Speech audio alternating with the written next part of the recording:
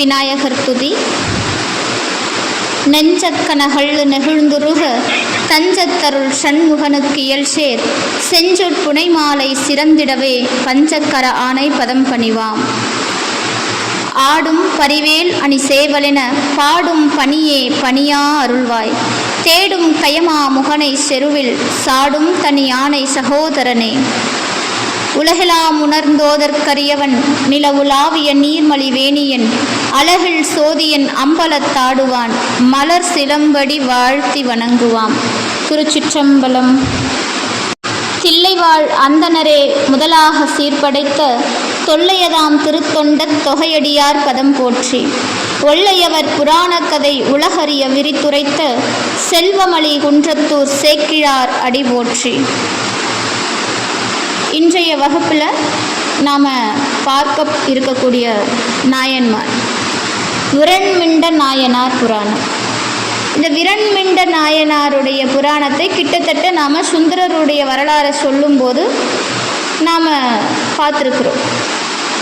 இந்த திருத்தொண்ட தொகை உருவாக ஒரு அஸ்திவாரம் அப்படின்னா விரண்மிண்ட நாயனார் தான்.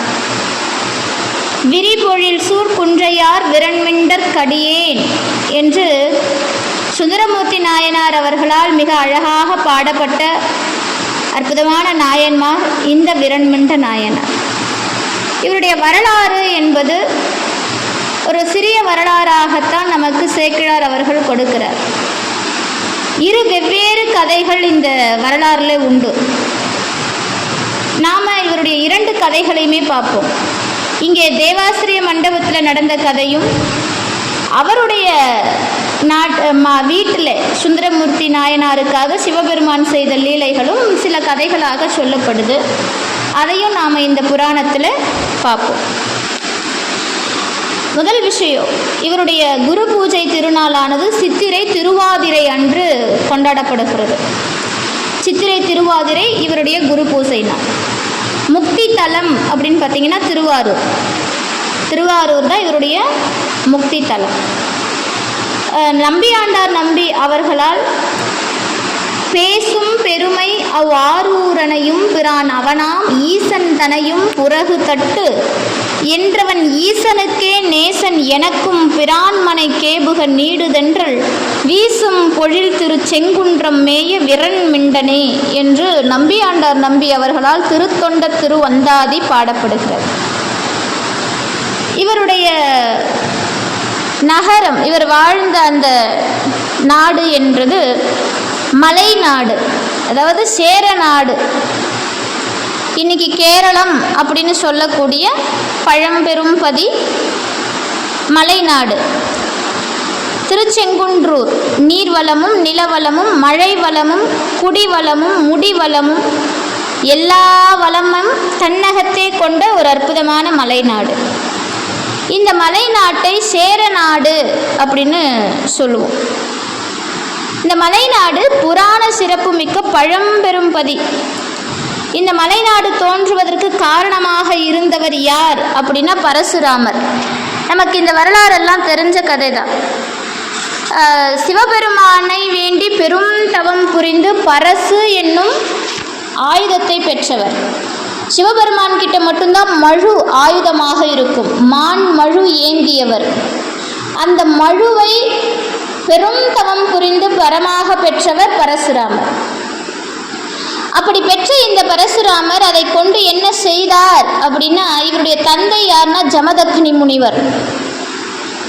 மன்னருடைய அதாவது இந்த ஜமதக்னி முனிவர் மன்னர் குலத்தினரால் கொலை செய்யப்பட்டார். இது ஒரு வரலாறு. ஜமதக்னி முனிவர் சத்திரிய வம்சத்தினரால் கொலை செய்யப்பட்டார். அந்த நிகழ்ச்சியை இவருடைய மனதில் ஆழமாக பதித்து இவருடைய கோபம் தாங்கலை. பரசுராமருடைய கோபம் தாங்க முடியாமல் இந்த மழுவை கொண்டு அந்த சத்திரிய குலத்தை மன்னர் குலத்தை பழிவாங்க புறப்பட்டார். இந்த மன்னர் குலத்தை 21 தலைமுறைக்கு பழிவாங்கி வதைத்தார். இது வரலாறு.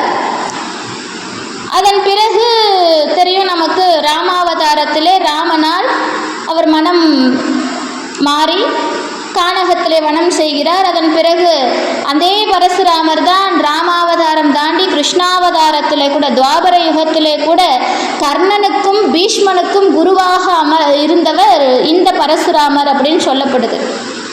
அப்போ யுகங்கள் தாண்டி வாழ்ந்த ஒரு தவ புருஷர் இந்த பரசுராமர். இந்த பரசுராமர் வேந்தர்களுடைய முடிவேந்தர்களுடைய செங்குருதியிலே தந்தைக்கு செய்ய வேண்டிய பிதிர்க்கடனை கழித்தார். அவருடைய சினம் தணிந்து அமைதி அடைந்த பரசுராமர் கடல் சூழ்ந்த இந்த பரந்த நில உலகத்தை காசிபருக்கு தானம் செய்துவிட்டு மேற்கு கடலை நோக்கி புறப்பட்டார். அப்படி மேற்கு கடலை அடைந்த பரசுராமர் தம்முடைய தபோ வலிமையினால் மழுவாயுதத்தை பயன்படுத்தி கடல் நீரை விலகச் செய்து மலைநாடு என்னும் ஒரு திருநாற்றை தோற்றுவித்தார். இந்த மலைநாட்டில் அலைக்கடலிலிருந்தும் சோலை கரும்பிலிருந்தும் மூங்கில்களிலிருந்தும் யானை தந்தங்களிலிருந்தும் பல வகைகளில் விதவிதமான முத்துக்கள் கிடைத்து கொண்டே இருக்கும். இத்தகைய விலை உயர்ந்த முத்துக்களை பாவையர்களுடைய புன் சிரிப்பு முத்துக்களோடு முறைப்பட கோர்க்கின்றன சிறப்பு சேர நாட்டு பெண்மணிகளுக்கே உரியது. இப்போ நாம் இந்த சேர நாட்டு வரலாற்றை அப்படியே பார்த்துக்கிட்டு வரோம். சேர நாடு எப்படி உருவாக்கப்பட்டது அப்படின்னா, அது பரசுராமர் காலத்தில் நமக்கு போயிடணும். பரசுராமர் தான் தம்முடைய மழு என்னும் ஆயுதத்தினால் அந்த மலை நாட்டை உருவாக்குறார் அப்படிங்கிறது வரலாறு. இப்படி வரலாற்று பெருமை மிக்க இந்த சிறப்பு மிக்க மலை நாட்டில் தான் தலங்களிலே செங்குன்றூர் அப்படின்னு ஒரு தலம் உண்டு. இந்த செங்குன்றூர் பதியில தான் உழவு தொழில் செய்யக்கூடிய வேளாளர் குடி. அந்த வேளாளர் குடியில இறைவன் திருவருளால் அவதாரம் செய்தவர் விரல்மெண்டர். இந்த அடியார் அந்த திருநீரும் கண்டிகையும் பூண்டு நதியும் மதியும் பாம்பும் புனைந்த எம்பெருமான் சிவபெருமானின் செஞ்சேவடிகளை வணங்கி வழிபட்டு வரக்கூடியவர். சிவபெருமானிடத்தில் பேரன்பு பூண்டிருந்தார். அதே அளவுக்கு அடியார்களிடத்தில் அளவில்லாத அன்பு கொண்டிருந்தார்.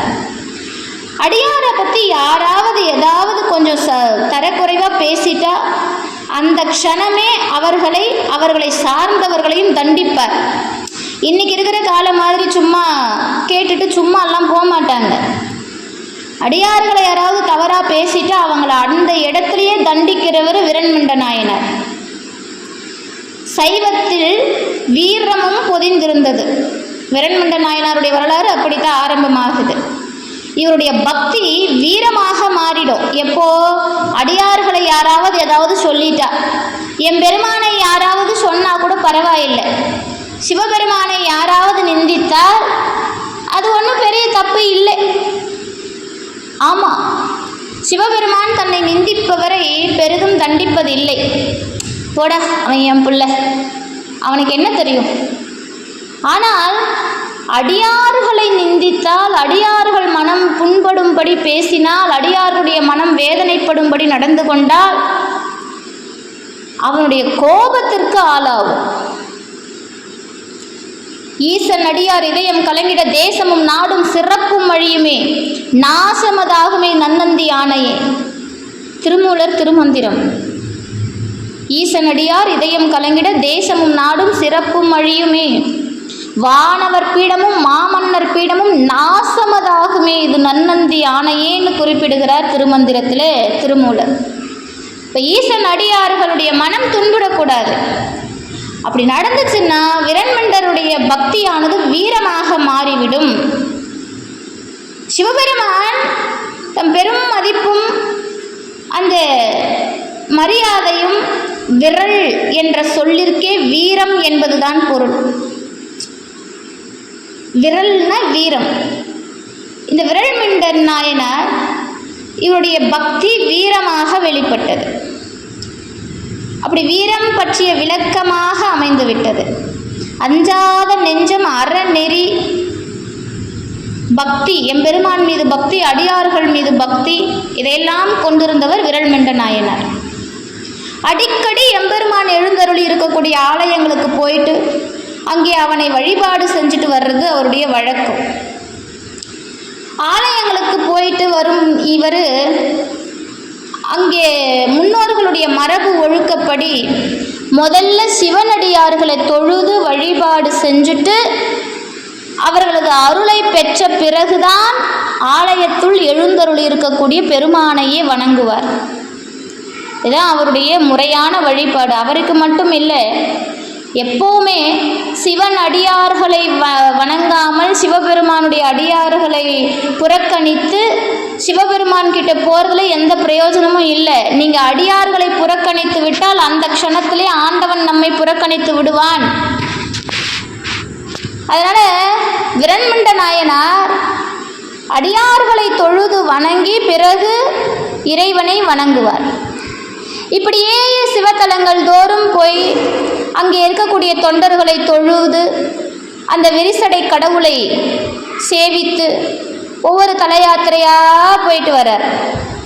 அப்படி போய்கிட்டே வரும்போது தியாகராஜன் குடிகொண்டிருக்கக்கூடிய திருவாரூரை வந்தடைந்தார். அப்படி திருவாரூர் வந்தடைந்த இவர் தேவாசிரிய மண்டபத்தில் அடியார்களோடு இருந்து அடியார்களை வணங்கி தாமும் அவர்களுள் ஒருவராய் திகழ்ந்தார். இதான் விஷயம். அடியார் கூட்டத்துள் இவரும் ஒருவராய் திகழ்ந்தார். அது ஒரு பெரிய வரம்.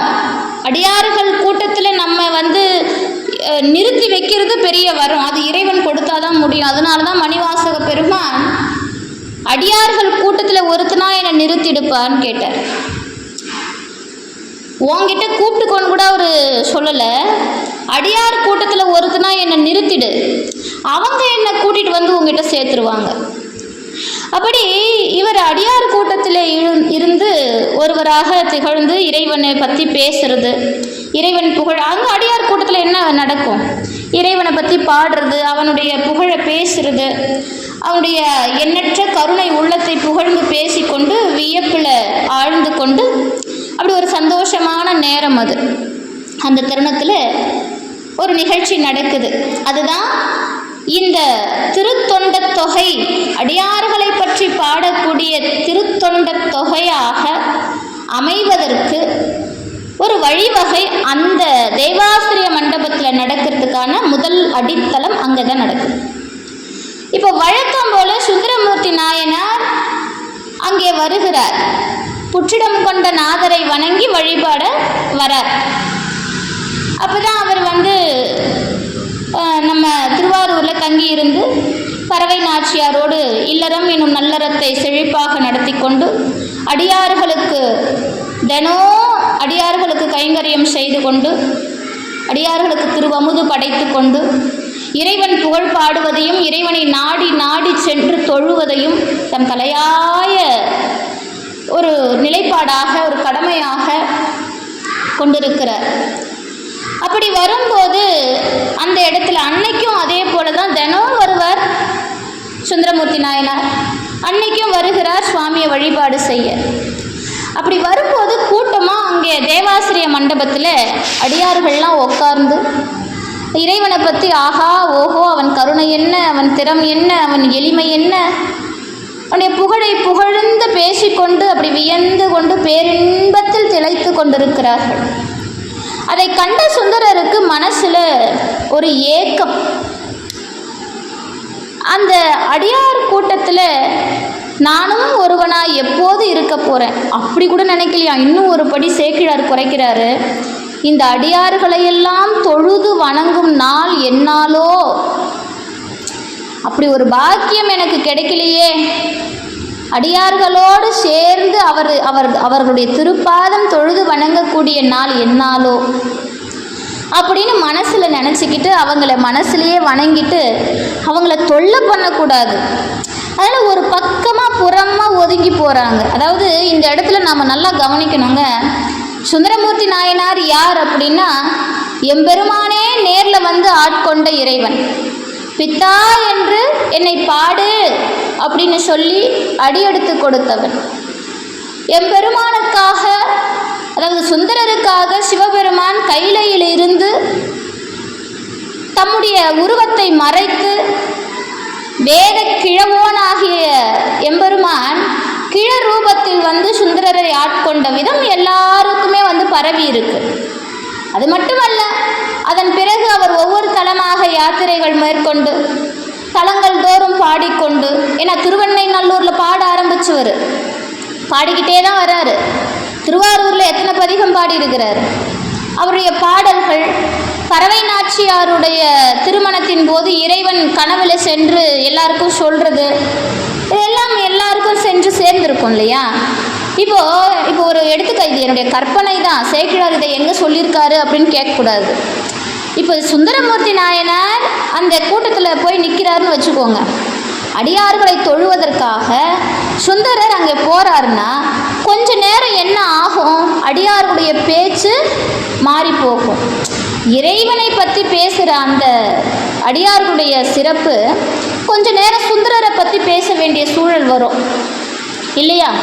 இறைவனை போற்றி புகழ்ந்து கொண்டிருக்கிறார்கள் அடியார்கள். இப்போ நம்ம போய் அங்கே நின்னோன்னா இவங்க எல்லாம் என்ன பண்ணுவாங்க, அங்கே ஏற்கனவே சுந்தரரை பற்றி தெரிஞ்சவங்க இந்த சுந்தரரை பற்றி பேச ஆரம்பிக்கணும். அப்போ இவங்களுக்கு எதுக்கு இந்த தொல்லை இல்லையா, தொல்லைன்னு கூட சொல்ல முடியாது. அந்த நேரத்தை சுந்தரர் வந்து கெடுக்க விரும்பலையாம். அவருடைய மனம் பாருங்க, அடியார்களுக்கு நாம் எந்த வகையிலும் இடையூறாக அமைந்திடக்கூடாதாம். அதனால் மனசுலையே நினச்சிக்கிட்டு அவங்கள மனசுலையே அவர்கள் திருவடியை வணங்கிட்டு அப்படி ஓரமாக ஒதுங்கி போகிறாராம். ஒதுங்கி போய் புற்றிடம் கொண்ட நாதரை வழிபாடு செய்கிறார். இப்போ இதை பார்த்த விரல்மண்டர் சுந்தரரை தவறாக நினச்சிக்கிறார். விரல்மண்ட நாயனாருக்கு சிவபெருமான் எப்படியோ அதே போலத்தான் அடியார்கள், அவருக்கு மட்டுமல்ல எல்லாருக்கும். ஆனால் விரல்மண்ட நாயனார் அடியார்களை அவமதித்தால் உடனே தண்டிச்சிருவார். வீரம் மிக்க நாயனார், அந்த வீரம் வெளிப்பட்டுரும், மன்னிக்க மாட்டார். அப்போ என்ன நடக்குது, சுந்தரருடைய மனப்பக்குவம் அவருக்கு புரியல. சுந்தரர் அடியார்களை பாடத்தான் இப்பூ உலகில் நம்பி ஆரூரனாக அவதரித்தார் அப்படிங்கிறது தெரியாது இல்லையா. அதனால என்ன நடக்குது அப்படின்னா, இப்போ அந்த இடத்துக்கு நம்ம போயிடணும், அந்த தேவாசிரிய மண்டபத்துக்கு நம்ம போயிடணும். ஒரே நிமிஷங்க. அந்த தேவாசிரிய மண்டபத்தில் என்ன நடந்திருக்கும், ஒரு யூகம். இப்போ விரல்மண்ட நாயனார் அங்கே உட்கார்ந்துருக்கிறார். அங்கே சுவாமி சுந்தரர் என்ன பண்ணுறார், அடியார்களுக்கு இடையூறாக இருக்கக்கூடாது அப்படிங்கிறதுக்காக அப்படி கொஞ்சம் ஒதுங்கி போகிறார். இப்போ அந்த கூட்டத்தில் 2 பேர் இருப்பான்ல, எப்போவுமே நம்ம கூட ஒரு 4 பேர் இருப்பாங்க. அந்த 4 பேரில் 2 பேர் என்னடா காரணம் வரும், இவங்களை பற்றி ஏதாவது ஒரு குறை கண்டுபிடிக்க முடியுமா அப்படின்னே ஒரு 2 பேர் நம்ம கூட இருப்பாங்க. அப்படி அந்த கூட்டத்துலேயும் இருக்கிறதுக்கு வாய்ப்பு இருந்திருக்கலாம். அப்போ விரல்மண்ட நாயனார்கிட்ட என்ன சொல்லியிருப்பாங்க, சாமி அங்கே பாருங்கள், இந்த பாருங்கள் அடியார்களை வணங்காமல் போகிறாரு பாருங்க அப்படின்னு விரல்மண்டருக்கு கை காட்டியிருக்கலாம். இப்போ சுவாமி விரல்மண்ட நாயனார் சுந்தரரை அப்படி தானே நினச்சிருப்பார். இப்போ இவங்க அடியார்கள் சொல்லும்போது சொல்லலைனாலும் விரல்மண்ட நாயனார் அப்படி தான் நினச்சிருப்பார் இல்லையா. அடியார்களை வணங்காமல் ஓரமாக ஒதுங்கி போகிறானே, அப்போ அவனுக்கு அடியார்களுடைய சிறப்பு தெரியல, இவன் சைவத்தில் ஒரு அடியாரா, இவன் இறைவனை வணங்கத்தக்கவனா அப்படிங்கிற எண்ணம் அவருக்கு வந்துட்டது விரல்மண்ட நாயனாருக்கு. இப்போ என்ன பண்ணுறார் அப்படின்னா, அடியாரை வழிபாடுறது ரொம்ப ரொம்ப கஷ்டம். அது புரிஞ்சிக்காம இவர் நேராக போய் இறைவனை வழிபாடு செய்கிறாரு. அடியார்களை வணங்குவதற்கு தக்க தகுதியும் பக்தியும் அன்பும் நமக்கு இருக்கணும். அப்படி இல்லை அப்படின்னா அவரை வணங்கவே முடியாது, அடியார்களை வணங்க முடியாது. இதெல்லாம் சுந்தரர் மனசுலே நினச்சிக்கிறாராம். இறைவனை வழிபடுறது சுலபம், எல்லாராலையும் முடியும். ஆனால் இறைவனை வழிபடுற நாம் அடியாரை வழிபடுறது ரொம்ப கஷ்டம். அடியார்களை வணங்கிறதுக்கு தகுதி பக்தி அன்பு இருக்கணுமா, அது நமக்கு இல்லாமல் போயிருச்சே, அடியார்களை பேணும் பேற்றினை நாம் பெறவில்லையே அப்படின்னு மனசில் நினச்சிக்கிட்டு சுந்தரர் போகிறார். இத்தகைய சுந்தரருடைய உள்ள தூய்மையை விரல்மண்ட நாயனார் உணரலை, அவருக்கு தெரிய வாய்ப்பில்லை இல்லையா. அவர் யார், சேர நாட்டிலிருந்து வந்திருக்கிறார். இப்போ அவர் மேலே ரொம்ப கோபம் வந்துருச்சு. விரல்மண்ட நாயனாருக்கு ரொம்ப கோபம் சுந்தரர் மேலே. அம்மா மைக் யாரும் ஆன் பண்ணாதீங்கம்மா. விரல்மண்ட நாயனாருக்கு ரொம்ப கோபம் சுந்தரமூர்த்தி நாயனார் மேலே. இந்த கோபம் வந்த உடனே சுந்தரருடைய காதுக்கு கேட்குற மாதிரி, முதல்ல வணங்கத்தக்க தேவாதி தேவர்கள் இங்கு இருப்பதை மறந்துவிட்டு அங்கு செல்கின்றாரு, என்ன பையன் அப்படின்னு கத்துறாரு. அப்படி கோபமா பேசுறார். உடனே சொல்றார், இந்த அடியார் இந்த சைவத்தில் இருக்கிறதுக்கு தகுதி இல்லை, அடியார்களுக்கு புறம்பானவன், அடியார்களுக்கு புறம்பானவன். அதனால இந்த அடியார் சைவத்திலிருந்து ஒதுக்கி வைங்க. புறகுன்னா ஒதுக்குறது, இந்த சைவ சமயத்திலிருந்து ஒதுக்கி வைக்கிறது, இப்படி சொல்றார் விரண்மண்டர். இப்போ உடனே அந்த கூட்டத்தில் இருந்து ஒருத்தர், சுவாமி ஒரு அடியார் எழுந்து சொல்றார், இந்த வன்தொண்டர் எனும் சுந்தரமூர்த்தி நாயனாருக்கு, சுந்தரருக்கு, நம்பி ஆரூரருக்கு எம்பெருமான் வலிய வந்து ஆட்கொண்டிருக்கிறார். அந்த வீதி விடங்க பெருமான் வலிய வந்து ஆட்கொண்டிருக்கிறார்.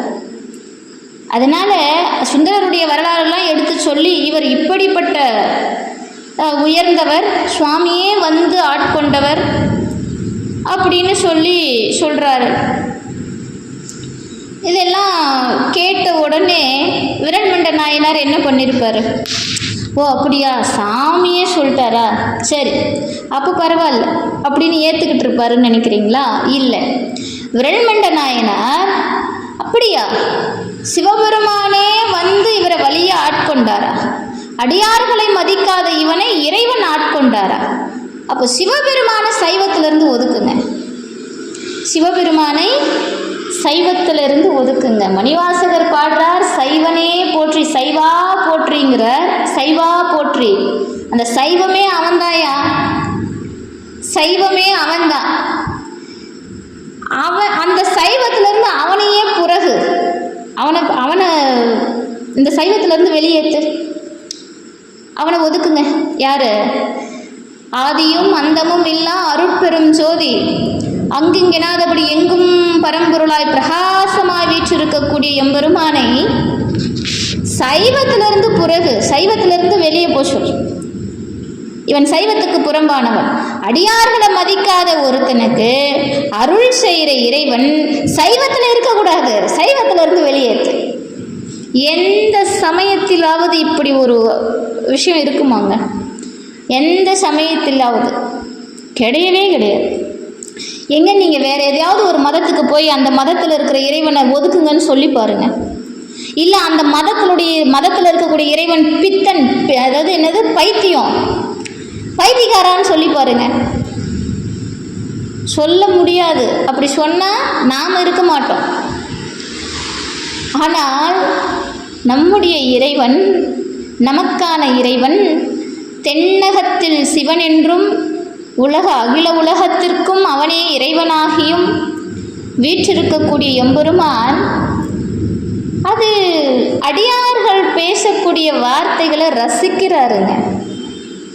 பித்தா அப்படின்னு சொன்ன வார்த்தையை எந்த அளவுக்கு அவர் ரசிச்சிருப்பார். வா சாமி வா, என்னை எல்லாரும் என்னென்னவோ புகழ்ந்து பேசியிருக்காருங்கப்பா, எனக்கு நிறைய பேர், ஆனால் அதுலலாம் எனக்கு பெருசாக சந்தோஷம் இல்லை சாமி.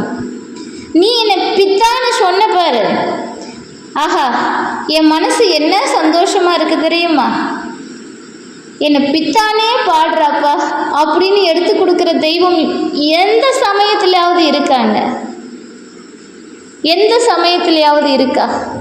நான் விரண்மண்ட நாயனாருடைய வரலாறை படிக்கும்போது சில நேரம் யோசிப்பேன், ஏயா நீ எப்பேற்பட்ட சாமி, நீ எவ்வளவு பெரியவன், என்னப்பா ஒன்றை தானையா எல்லாரும் வணங்குறாங்க, உனக்கு கீழே தானடாப்பா எல்லாரும், ஆனால் நீ ஒரு அடியார் புறகுன்னு சொன்னதுக்கு கட்டுப்பட்டு வந்து கெஞ்சிக்கிட்டு இருக்கியே சாமி, எவ்வளவு எளிமையப்பா நீ, எவ்வளவு எளிமை, இந்த எளிமை வேறு எந்த இறைவனிடத்திலும் இருக்காது. நம்மளால பார்க்க முடியாது, நம்மால எந்த தெய்வத்துக்கிட்டையும் பார்க்க முடியாது. எந்த மதத்திலும் இப்படி ஒரு தெய்வத்தை நம்மால் பார்க்க முடியாது. அவன் எப்பேற்பட்ட பரம்பொருள் அப்படின்னா மணிவாசக பெருமான் சொல்றார், அண்டப்பகுதியின் உண்ட பிறக்கும் அளப்பெரும் தன்மை வளப்பெரும் காட்சின்ற. அளப்பெரும் தன்மை வளப்பெரும் காட்சி. எல்லா சயின்டிஸ்டும் கண்டுபிடிச்சாங்க 101 கோடி 100 கோடி அண்டம் இருக்கு அப்படின்னு. ஆனால் மணிவாசகர் சொல்றார் எத்தனையோ நூற்றாண்டுகளுக்கு முன்பாகவே 101 கோடியின் மேற்பட விரிந்தன. நிறைய அதெல்லாம் கிடையாதப்பா, அதுக்கு மேலே போய்கிட்டே இருக்குது சாமி. அதையெல்லாம் கொண்டு வந்து ஒரு பக்கத்தில் நிறுத்தி இறைவனை ஒரு பக்கத்தில் நிறுத்தினா காலையில் அந்த கதிரவன் உதிக்கும் போது ஜன்னலை திறக்கும் போது அந்த ஜன்னல் வழியாக ஊடுருவி வரும்பாரு ஒரு தூசி, அதுக்கு சமம் இல்லையா அப்படிங்கிறார். அப்பேற்பட்ட இறைவன் அந்த இந்த 101 கோடிக்கு மேற்பட விரிந்தன இந்த மொத்த அண்டமும் இந்த பிரபஞ்சம் மொத்தமும் எம்பெருமான் பக்கத்தில் இப்படி தூசி மாதிரி இருக்கு. அப்பேற்பட்ட இறைவன் காலனை காலால் எட்டி உதைத்தவன், காலனாக நின்றவன், அந்தகாசுரனை அழித்தவன்.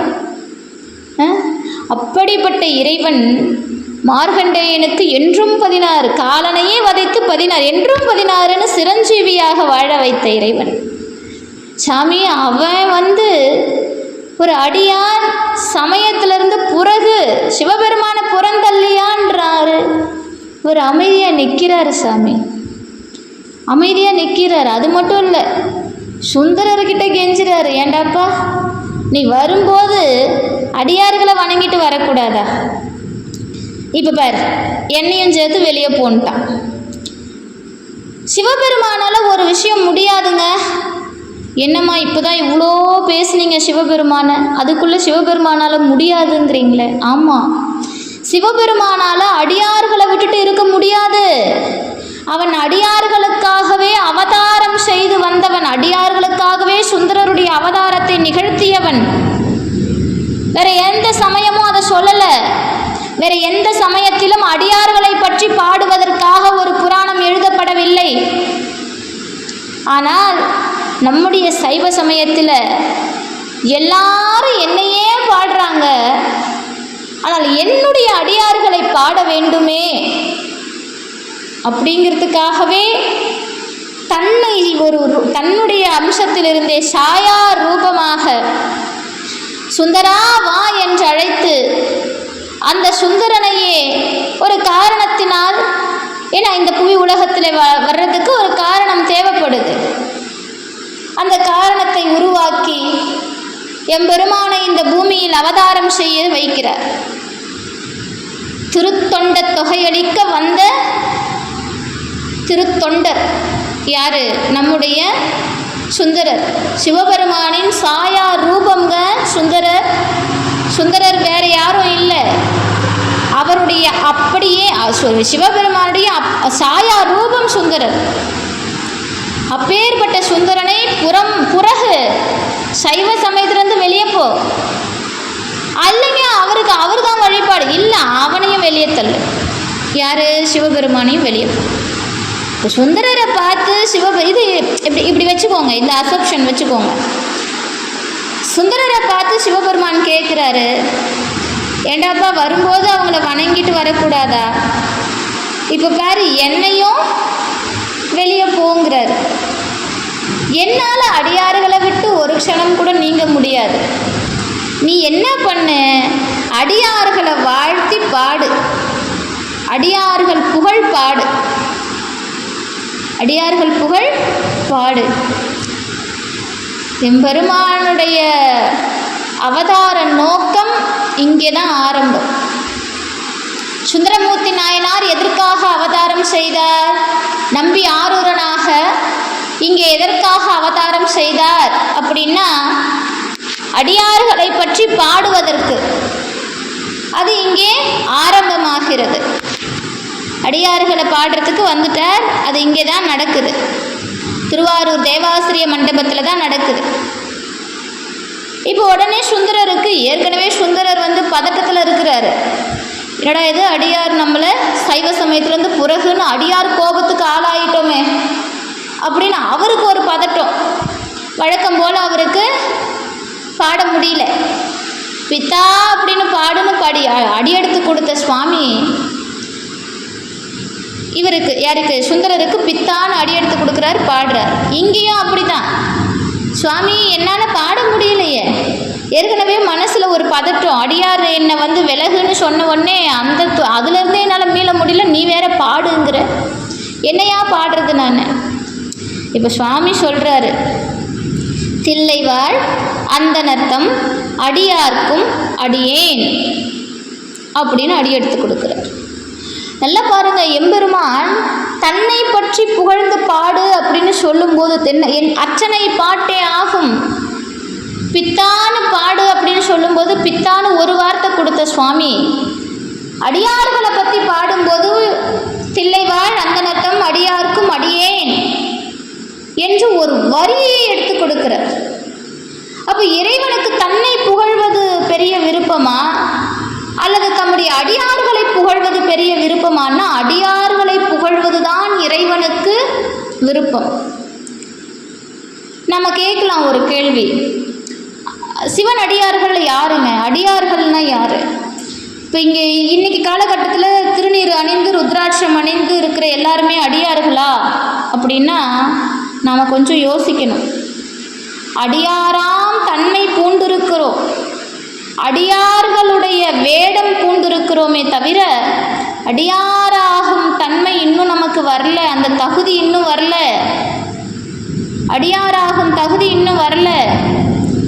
அடியார்கள் எப்படி வாழ்ந்திருக்கிறாங்க, நாயன்மார்கள் எப்படி வாழ்ந்திருக்கிறாங்க, நம்மளால் அப்படி வாழ முடியுமா?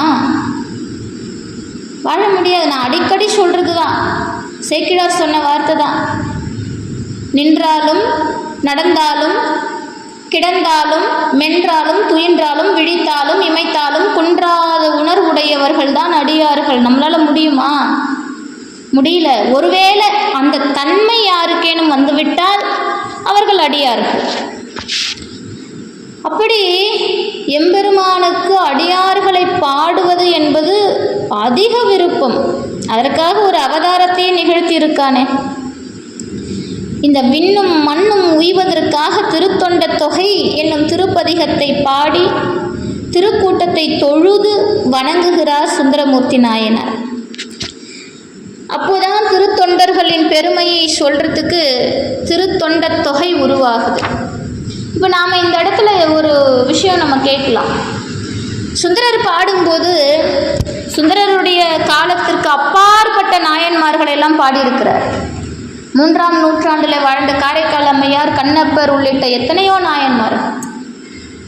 அதற்கு பிறகு ஞானசம்பந்தர், நாவுக்கரசர், இன்னும் பற்பல நாயன்மார்கள் அவரெல்லாம் பாடியிருக்கிறார்ல.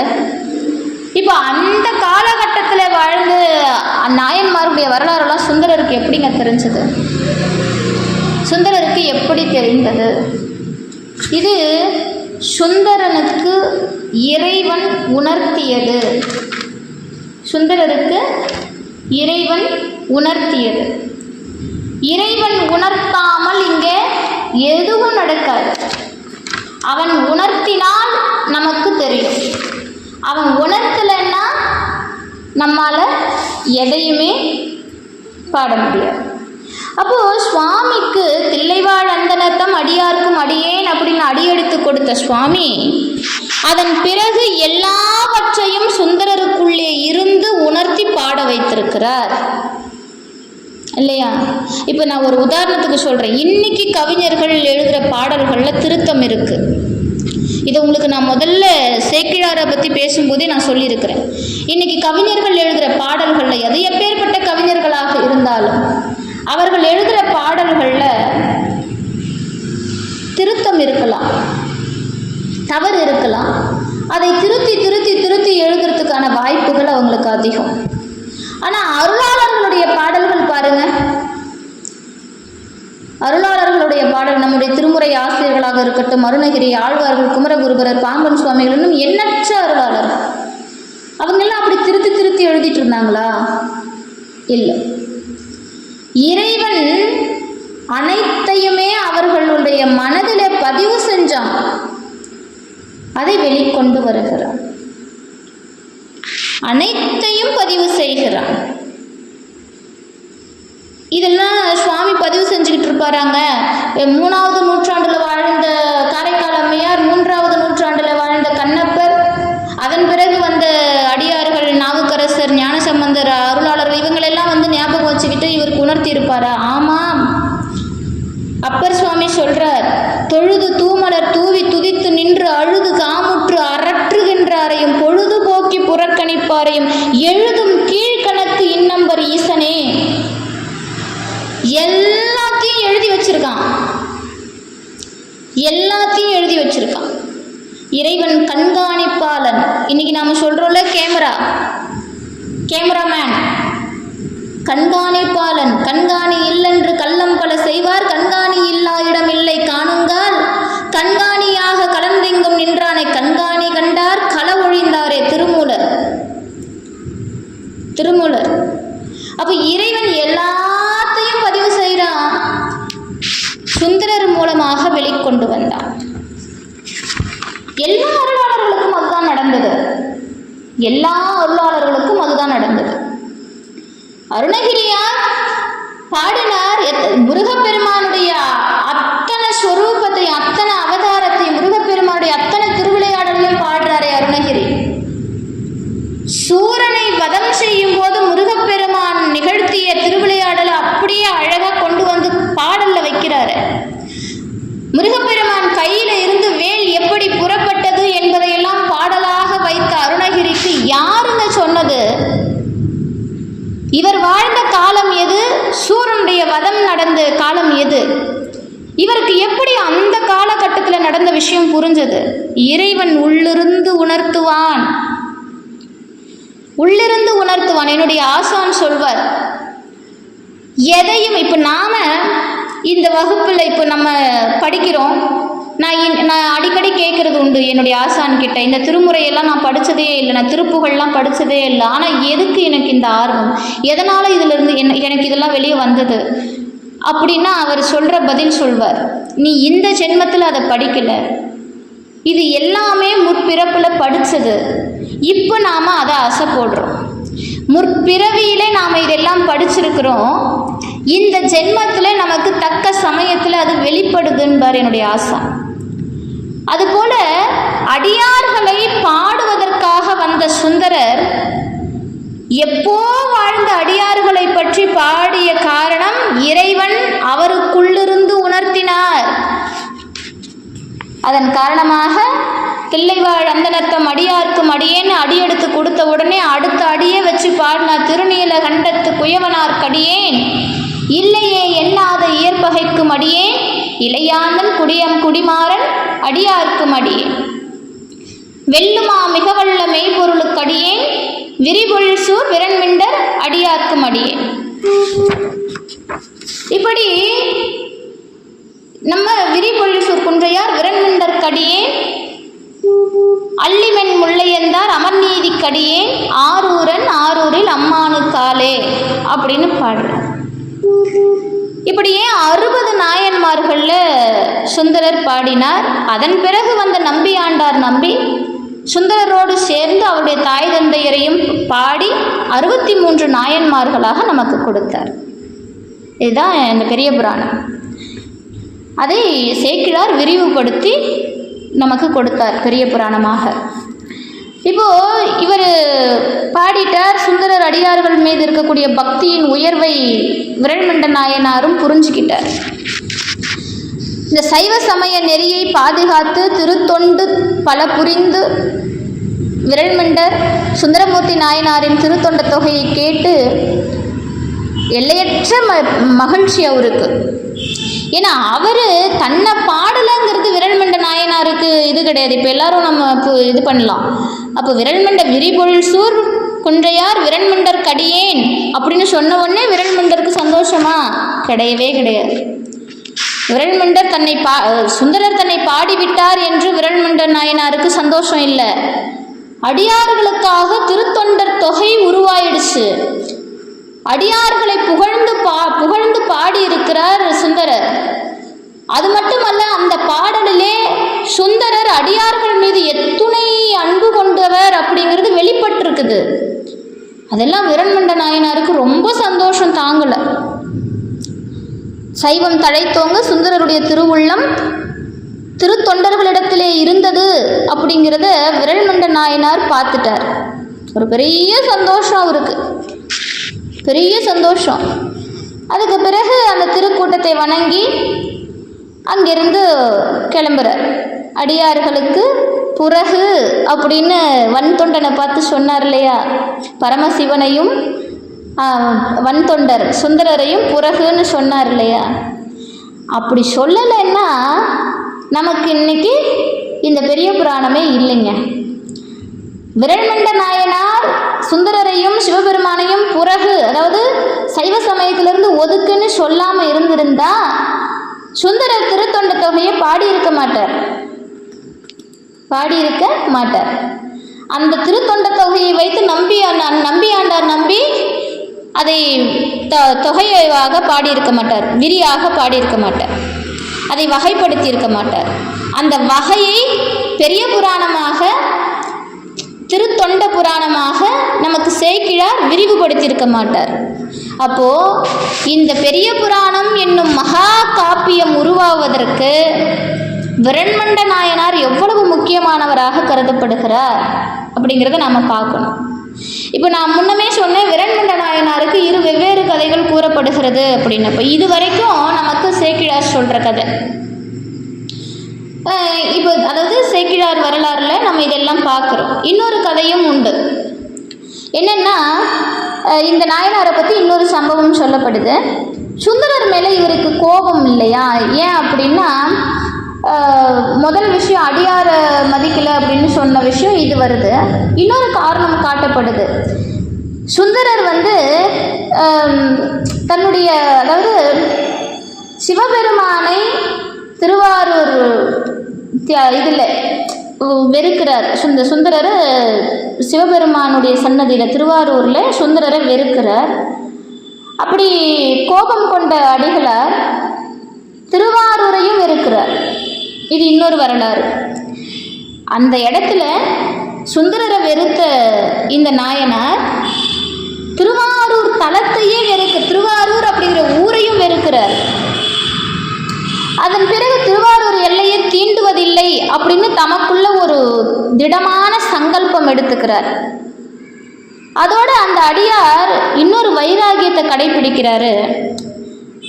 அவருடைய இல்லத்திற்கு யாராவது விருந்துக்கு வராருன்னு வச்சுக்கோங்க, அடியார்கள் யாராவது விருந்துக்கு வராங்க அப்படின்னா, எந்த ஊர்ல இருந்து வரீங்க அப்படின்னு கேட்பாராம். அந்த கேள்வி கேட்டுட்டு தான் அவங்களுக்கு சாப்பாடு. இப்போ திருவாரூர் அப்படின்னு சொன்ன உடனே கையில் வச்சிருக்கிற கொடுவாளை எடுத்து விருந்துண்ண வந்தவருடைய காலை துண்டிச்சிருவாராம். இது இன்னொரு கதை. இந்த கதையை நான் உங்களுக்கு கூடுதலாக சொல்கிறேன். இதற்காகவே அவருடைய மனைவியார் வீடு தேடி வரக்கூடிய அன்பர்கள் கிட்ட, அடியார்கள் கிட்ட விரல்மண்ட நாயனாருடைய மனநிலைமையை எடுத்து கூறி, உங்கள் ஊரை பற்றி யாராவது விசாரித்தா திருவாரூர்னு மட்டும் சொல்லாதீங்க அப்படின்னு முன்கூட்டியே எச்சரித்து அனுப்புவாங்களாம் அந்த அம்மையார். அதனால் பல அடியாருடைய கால்கள் தப்பிச்சிருக்கு. திருவாரூர்லேருந்து போன பல அடியாருடைய கால்கள் தப்பிச்சிருக்கு. இப்போ இந்த இது தொடர்ந்து நடக்குதுங்க. இப்போ இதெல்லாம் பார்த்துக்கிட்டு திருவாரூர் தியாகராஜ பெருமான் அமைதியாக உட்காந்து சிரிச்சுக்கிட்டு இருப்பார்ல. அப்போ தியாகராஜ பெருமான் ஒரு நாள் என்ன பண்ணுறார், தம்முடைய அன்பு தொண்டனான விரல்மண்ட நாயனார், ஏன்னா விரல்மண்ட நாயனார் இதை ஏன் செய்கிறார், அடியார்களுக்காக செய்கிறார். அடியார்கள் மீதில் இருந்த அன்பு, அந்த சைவத்தின் மீது இருந்த அன்பு, சிவபெருமான் மீது இருந்த அன்பு, இது எல்லாம் அந்த ஒரு கோபத்தை அவருக்கு உருவாக்குது. இது உரிமை. இது உரிமை, நமக்கானவங்க கிட்ட காட்டக்கூடிய உரிமை. நம்ம பொதுவாக கோபத்தை எல்லார்கிட்டையும் காட்ட மாட்டோம். நம்ம எல்லார்கிட்டையும் சந்தோஷமாக சிரித்து பேசலாம். ஆனால் கோபத்தை மட்டும் எல்லார்கிட்டையும் காட்ட முடியாது. அது மனசுக்கு நெருக்கமானவங்க கிட்ட தான் கோபத்தை காட்ட முடியும். சும்மா வரவும் போகிறவங்ககிட்டலாம் கோபத்தை காட்ட முடியுமா? அப்படி காட்டினா என்ன நடக்கும் இல்லையா? அது ஆபத்து. இறைவன்கிட்ட இவர் உரிமையோடு கோச்சிக்கிட்டார். திருவாரூர் அப்படின்னாலே இவருக்கு பிடிக்காமல் போயிடுச்சு. திருவாரூரில் பிடிக்காது. அப்போ இந்த மாதிரி தினம் நடந்துகிட்டே இருக்குது.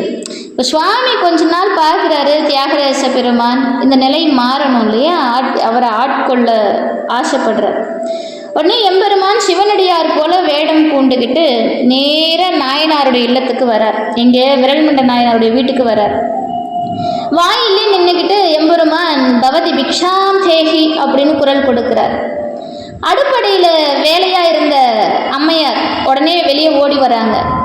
சிவனடியாரை பார்த்த உடனே அகமும் முகமும் மலர அவங்கள வரவேற்கிறாங்க. அந்த காலத்தில் அடியார்கள் வீட்டுக்கு வர்றது அப்படிங்கிறது இறைவன் வருவதை காட்டிலும் ஒரு படி மேலே. அது அவ்வளோ ஒரு சந்தோஷம். அடியார்கள் யாராவது வீட்டுக்கு வந்து சாப்பிட்டாங்கன்னா சிவபெருமான் வந்து சாப்பிட்டதை விட ஒரு படி மேலே சந்தோஷப்படுவாங்க. அந்த அளவுக்கு சந்தோஷம். இப்போ அடியார்கள் வந்த உடனே இந்த அம்மாவுக்கு ரொம்ப சந்தோஷம். உடனே அந்த அடியாரை பார்த்து சொல்கிற, உள்ளே கூட்டிகிட்டு போய், சுவாமி என்னுடைய கணவர் வந்து கொண்டே இருக்கிறார், அதற்கு முன்னாடி உங்கள்கிட்ட ஒரு சிறு விண்ணப்பம் வைக்கிறேன். என்னென்னா, அதாவது அம்மையார் வந்து அவர்கிட்ட சொல்கிறதுக்கே தயங்கி, ஆனாலும் சொல்ல வேண்டிய சூழல், வேறு வழி இல்லை. இந்த நாயனாருடைய விரல்மண்ட நாயனாருடைய சங்கல்பத்தை சொல்கிறார். சுவாமி, தாங்கள் தயவு செஞ்சு உங்கள் ஊரை பற்றி கேட்டால் திருவாரூர்னு மட்டும் சொல்லிடாதீங்க சாமி அப்படின்னு சொல்கிறாங்க அந்த அம்மா. உடனே எம்பெருமான் ஒரு சின்ன சிரிப்போட, அம்மனி எனக்கு பொய் பேச தெரியாதம்மா. யாருக்கு? நம்ம ஆளுக்கு பொய் பேச எனக்கு தெரியாது. ஆமாம் தானே? அவருக்கு அதெல்லாம் தெரியாதுங்க, அதெல்லாம் தெரியாது. எம்பெருமானுக்கு பொய் பேச தெரியாது. சிவபெருமான் பல இடங்களில் கை அப்படின்னு பாடுவார். கைனா ஒழுக்கம், கைனா ஒழுக்கம். அதாவது சிவபெருமானுக்கு ஒரு பெயர் உண்டு. அவருடைய கை, அதாவது சேர்ந்த கை, சேரா கைன்னு சொல்லுவாங்க. அவருடைய கைகள் யாரையும் வணங்கியதில்லை, கரெக்டு தான். இன்னொன்று, கைன்னா ஒழுக்கம். அவனுக்கு ஒழுக்கத்தை சொல்லி கொடுக்குற அளவுக்கு வேற யாரும் உயர்ந்தவங்க இல்லை. அவனே அனைத்துமானவன், அனைத்திற்கும் அப்பாற்பட்டவன், அவனே அனைத்தையும் உருவாக்கியவன். சாஸ்திரங்களையும் அவன்தான் கொடுக்குறான், ஆகமத்தை அவன்தான் கொடுத்தான், வேதத்தை அவன்தான் படைத்தான், எல்லாம் அவன்தான். அவனுடைய பஞ்சாட்சரம் தான் பிரணவம். இதை நான் சொல்லலை, அருணகிரி சொல்கிறார். பெருக்கச்சன் சலித்து கந்தளற்று புந்து ஏற்றுப்பின்ற திருப்புகழில் அவரே சொல்கிறார். சிறக்கற்கஞ்செழுத்தத்தன் திருச்சிற்றம் பலத்தத்தன் செவிக்குப்பன் புறச்செப்பும் பெருமாளே அப்படின்னு பிரணவமே பஞ்சாட்சரம்னார். அப்படிப்பட்ட இறைவனுக்கு ஒழுக்கத்தை யாராவது சொல்லித்தரணுமா? வேண்டவே வேண்டாமே. என் பெருமான் சொல்கிறார், அம்மா எனக்கு பொய் பேச தெரியாது, அதனால் நீ எனக்கு ஒரு உதவி செய். என்னென்னா, அவர் சாப்பிடும்போது இந்த கொடுவாலை என்ன பண்ணுற, வலது பக்கம் தானே வச்சுக்கிட்டு இருப்பேன். ஏன்னா வலது பக்கம் தான் ஈஸி எடுக்கிறதுக்கு. அந்த வலது பக்கம் இருக்கிற கொடுவாலை இடதுபுறமாக வச்சிரு, மீதியெல்லாம் நான் பார்த்துக்கிறேன் அப்படிங்கிற. உடனே அம்மையாரும் அதற்கு சம்மதிச்சாங்க. அதற்குள்ளே நாயனாரும் வந்துட்டார். யார்? விரல்மண்ட நாயனாரும் வந்துட்டார். உள்ளேருந்து வெளியே வந்தார். உடனே விரல்மண்ட நாயனார் சிவனடியாரை வரவேற்று விருந்துக்கு எழுந்தருளச் செய்தார். 2 பேரும் இலைக்கு முன்னாடி உட்காடுறாங்க சாப்பிட ஆரம்பிக்கிறதுக்கு. இப்போ மனைவி உணவை பரிமாறுறாங்க. நாயனார் வழக்கம் போல் தம்முடைய கேள்வியை கேட்க தொடங்குறார். சுவாமிக்கு சொந்த ஊர் எது அப்படின்னு. உடனே நம்மளுக்கு கொஞ்சம் குசும்பு ஜாஸ்தி. அங்கிங்கனாதபடி எங்கும் இருப்பேன், ஆயினும் அடியேன் சொந்த ஊர் சுந்தரர் அவதரித்த திருவூராகும் அப்படின்றார். ஏற்கனவே விரல்மண்ட நாயனாருக்கு கோபமாக கொதிச்சுக்கிட்டு இருக்குது. சுந்தரனையும் பிடிக்கல, திருவாரூரையும் பிடிக்கல. திருவாரூரும் வேணாம், சுந்தரனும் வேணாம், அங்கேருந்து யாராவது வந்தால் காலை வெட்டுவேன்னு கொடுவாலை வச்சுக்கிட்டு சுற்றிக்கிட்டு இருக்கிற நாயனார்கிட்ட ஒரு தெளிவாக எடுத்து கொடுக்குறாருங்க. அங்கிங்கனாதபடி எங்கும் இருக்கக்கூடியவன் நான், இருந்தாலும் எனக்கு எது சொந்த ஊர் தெரியுமா? சுந்தரர் அவதரித்த திருவாரூர் அப்படிங்கிறார். எவ்வளோ கோபம் வரும்! என்ன திருவாரூரா? அடியார்களை அவமதிக்கிற அந்த அற்பன் பிறந்த ஊர்லையா நீ இருக்கிற? உம்மை என்ன செய்கிறேன் பார் அப்படின்னு சொல்லி கோபமா அங்கிருந்து எழுறார். நாயனாருடைய கண்களில் கோபம் அப்படி செவந்து போச்சு. சும்மா திருவாரூர்னு சொன்னாலே காலை வெட்டுற மனுஷன், இதில் வேற சுந்தரர் அவதாரம் செஞ்சேன்னு வேற சொல்லிவிட்டார். கோபத்துக்கு எல்லையே இல்லை. இப்போ சட்டுன்னு வலது பக்கம் எப்பவுமே கொடுவாள் இருக்கும் இல்லையா, அந்த கொடுவாளை எடுக்கிறதுக்கு முயற்சி பண்ணுறாரு. அங்கே கொடுவாள் இல்லை.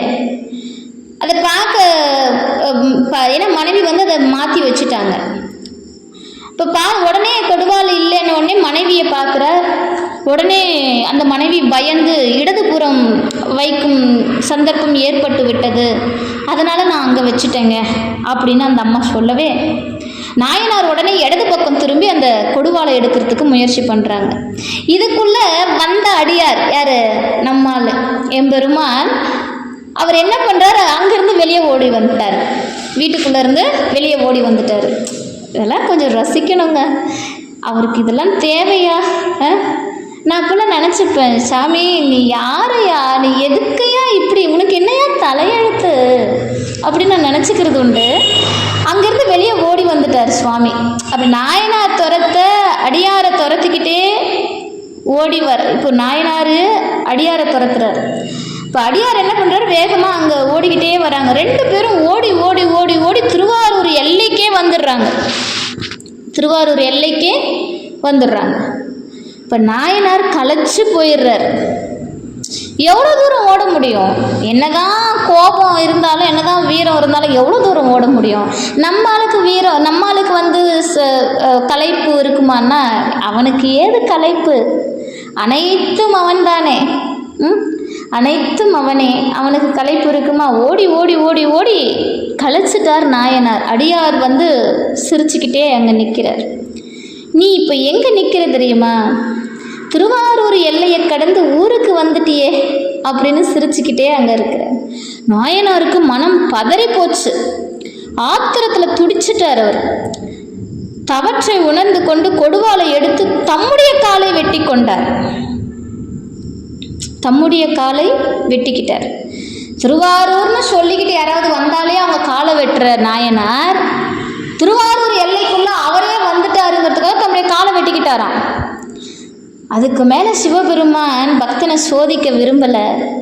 அப்படி ரிஷப வாகனத்தில் கமலாம்பாள் சமேதராய் காட்சி கொடுத்தார் திருவாரூர் தியாகராஜ பெருமான்.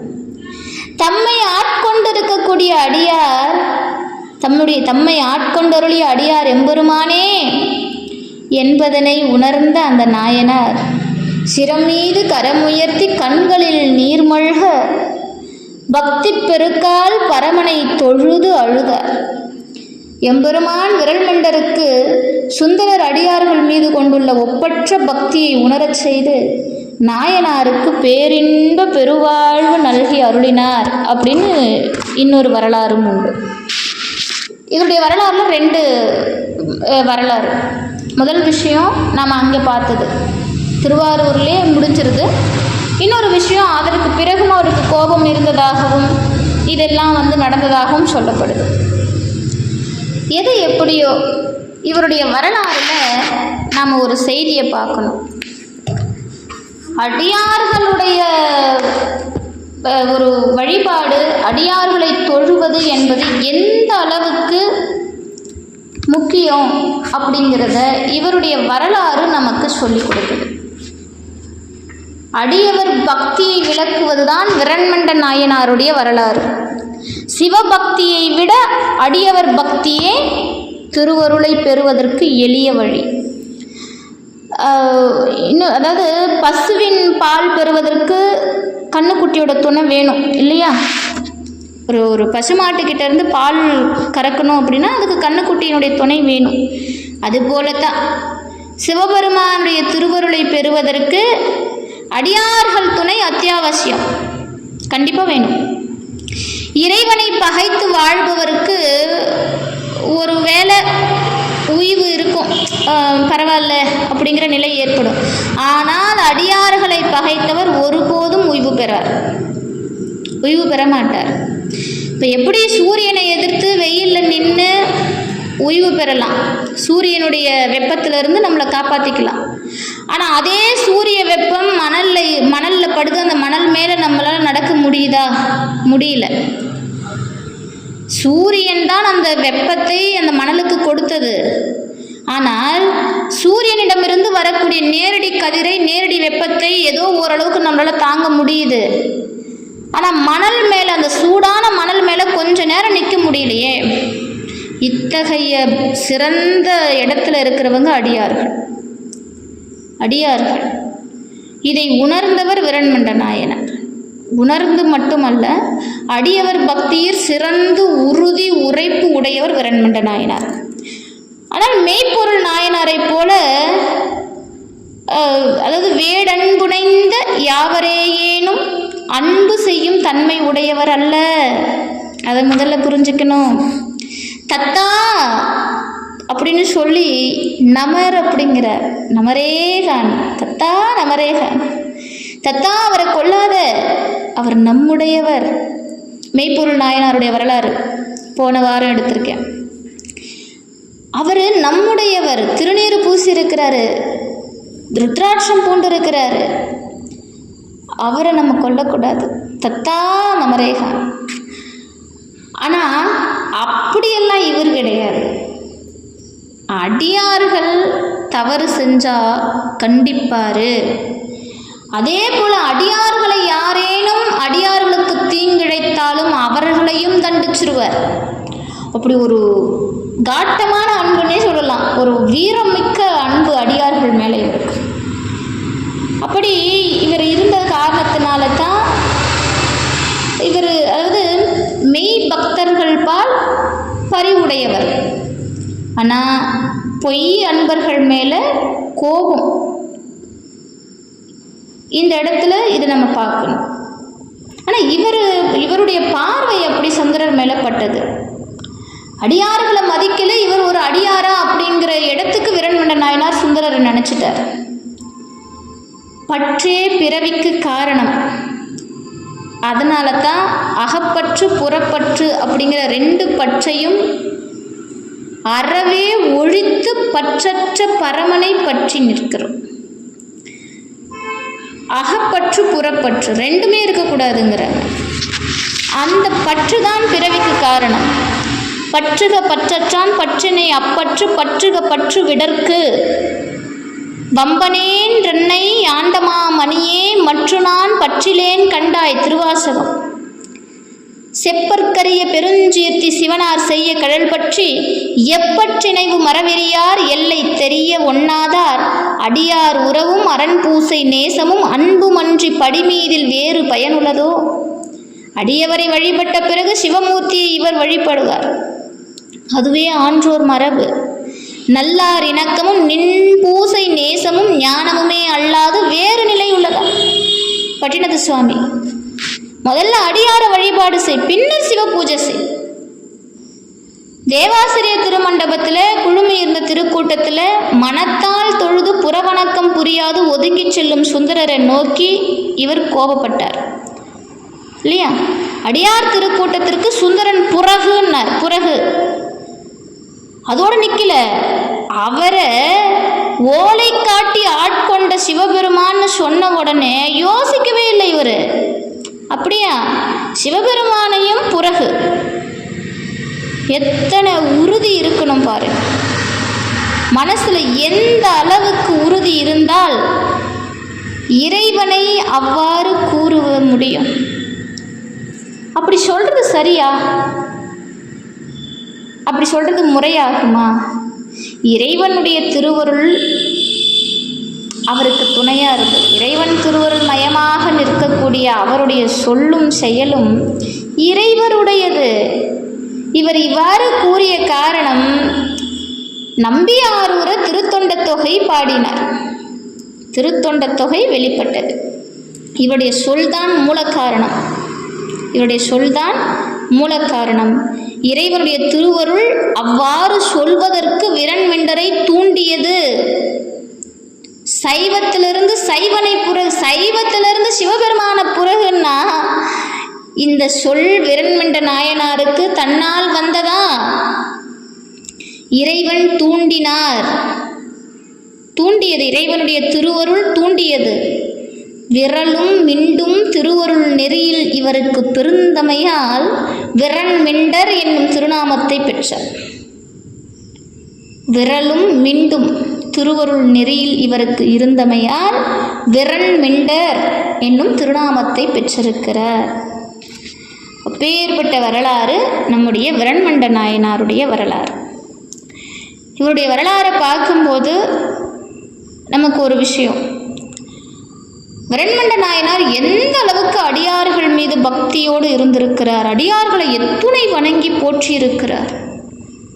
நம்முடைய சைவ சமயம் நமக்கு எத்துணை ஒரு சுதந்திரத்தை கொடுத்துருக்குது. சுதந்திரம் என்பது யாரும் கொடுக்கறது இல்லை, அது எடுக்கிறது, நமக்கு இருக்கிறது. அப்படிங்கிறது நமக்கு காட்டுற இடமே நம்முடைய சைவ சமயம்தான். நான் உனக்கு சுதந்திரம் கொடுக்குறேன் அப்படின்னா நீ யாரையா எனக்கு சுதந்திரம் கொடுக்கறது? இது என்னுடைய சுதந்திரம். இதை வேற எந்த சமயமும் சொல்லலை. நம்முடைய சமயம், நம்முடைய சைவம், எம்பெருமான் அதை நமக்கு கொடுத்திருக்கிறார். அவன் மீது நமக்கு முழுமையான உரிமை உண்டு. அவன் மேலே நமக்கு உரிமை எந்த அளவுக்குன்னா அவனை ஒதுக்கி வைக்கிற அளவுக்கு இருந்திருக்குதுங்க. அதனால தான் விரண்மெண்ட நாயனாரால் அப்படி சொல்ல முடிஞ்சது.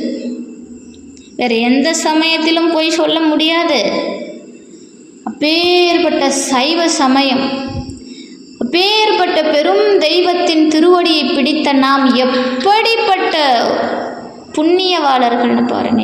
எத்தனை காலம் தவம் செய்திருப்போம், எத்தனை ஆயிரம் காலம் நம்ம தவம் செஞ்சிருந்தா இப்படிப்பட்ட தெய்வத்தின் திருவடியை பிடிப்பதற்கு நமக்கு இந்த ஜென்மத்தில் ஒரு வாய்ப்பு இறைவன் கொடுத்திருக்கிறானே. இப்பேற்பட்ட திருவாளர்களுடைய அருளாளர்களுடைய புராணங்களை படிக்கவும் கேட்டும் கண்டும் மகிழ்ந்தும் அப்படி அகமகிழ இந்த புராணத்தை படிக்கிறதுக்கு நமக்கு ஒரு வாய்ப்பை ஏற்படுத்தி கொடுத்துருக்கானே. நம்மால் அந்த மாதிரி வாழ முடியாது தான். ஆனால் அடியார்களுடைய வரலாறு கேட்டாலே புண்ணியம், கேட்டாலே புண்ணியம். அப்பேற்பட்ட சிறப்பு விரண்மெண்ட நாயனாருடைய வரலாறு. சைவத்தை இதைவிட எளிமையாக ஒரு நாயனாரை வச்சு நம்மளால காட்ட முடியாதுங்க. ஒவ்வொரு நாயனாரும் நமக்கு காட்டியது எம்பெருமான் எவ்வளவு எளிமை தன்மை வாய்ந்தவன். எளிவந்த பிரான், வாடானா வந்துருவான். அப்பேற்பட்ட இறைவனை காட்டி அருளியது அடியார்களுடைய வரலாறு. 63 பேருடைய வரலாறும் அதான். அவன் எவ்வளோ எளிமையாக நமக்கு இறங்கி வருவாங்கிறத காட்டுறதுக்கு தான் இத்தனை திருவிளையாடலும் நடந்திருக்கிறது. விரண்மெண்ட நாயனாருடைய வரலாறும் அதைத்தான் குறிக்கிறது.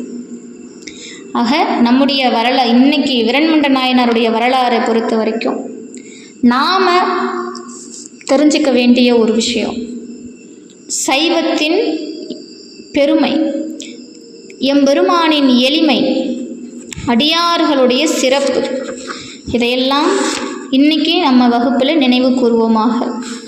வகுப்பு நிறைவுற்றது. வாழ்த்து பாடி முடிச்சிடலாம். ஆறிரு தடந்தோள் வாழ்க, ஆறுமுகம் வாழ்க, வெற்பை கூறுசை தனிவேல் வாழ்க, குக்குடம் வாழ்க, செவ்வேலேறிய மஞ்சை வாழ்க, யானை தன் அணங்கு வாழ்க, மாறில்லா வள்ளி வாழ்க, வாழ்க சீர் அடியாரெல்லாம்.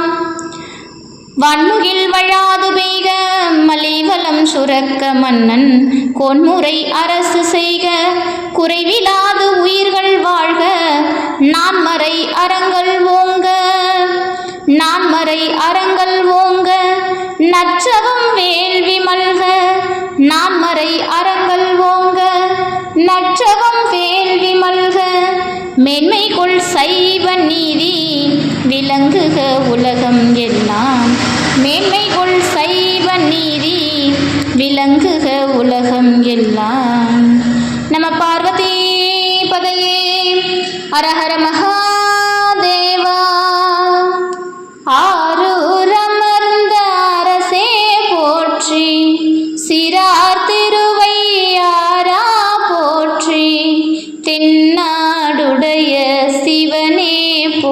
போற்றி, எந்நாட்டவர்க்கும் இறைவா போற்றி, தென்னாடுடைய சிவனே போற்றி, எந்நாட்டவர்க்கும் இறைவா போற்றி, ஏகம்பத்துரை எந்தாய் போற்றி, பாகம் பெண்ணுரு ஆனாய் போற்றி, அண்ணாமலையம் அண்ணா போற்றி, கண்ணாரமுத கடலே போற்றி, காவாய் கனக திரளே போற்றி, கையிலை மலையானே போற்றி போற்றி. திருச்சிற்றம்பலம்.